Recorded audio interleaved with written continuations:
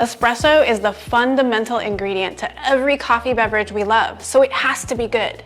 With your Beanz subscription, you're getting incredible coffees with every delivery, and they need to be dialed in to get the best flavors possible.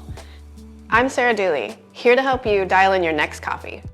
Let's dial in Bolt by Madcap on the Barista Express. Now, assuming you've already selected the double on the filter size button, place the single wall double shot basket in the portafilter, and the machine is fired up, we're at the same starting point. Here's what my bar setup looks like, from accessories to placement. Pause here if you need a minute to set yourself up for the brew along. At minimum, grab a dry towel. So I have this coffee, Madcap Bolt, in this hopper. I love this coffee because it's always really sweet and it has a super silky body. My grinder is actually set to a 3. Yours may be different, and that's okay. We'll get into that a little later. Remove the portafilter and just give it a quick dry out. Remove any coffee grinds if you see them too. Insert the dosing funnel. This is going to keep all the coffee in the basket while you're grinding. And while I'm grinding, what I'm going to do is also purge the brew group to get rid of any residual coffee and also reheat the system. Press, purge. My starting brew recipe is 18 grams of freshly ground coffee, 25 to 30 seconds brew time, resulting in just under 2 ounces of espresso.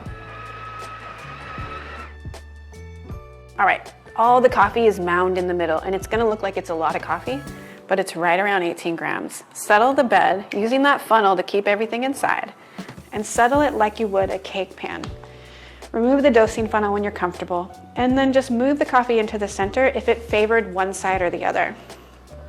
Now grab your tamper and align your wrist and elbow in a straight line, thumbs facing each other, and press into the bed straight down until the bed stops moving or pushes back at you. All right, let's see if we have enough coffee or too much. Using the razor tool, slide it in across the surface of the bed and just give it a couple of spins and get rid of any of the loose coffees. Come on back and give it a little polish. This is a no pressure finish polish, just a little twist. Wipe off the edges. This is important to get a nice watertight seal. And bring it over to the machine and set it in left to right. Press the double cup button, grab your cup, set it under the spout. You shouldn't see the first drop till around the 7 or 9 second mark. The machine starts at a low pressure and water is moved through the puck up to high pressure. That's called pre-infusion. This will result in a slow saturation of the bed and a full extraction of sugars, acids, omegas, and lipids that make up a delicious espresso. And there it is. That's the shot I was looking for. Oh, look at that, textbook. We are just under 2 ounces in the cup, which is right where we want to be for this coffee. The bubbles are really uniform. That just means we had a good extraction. Let's have a sip.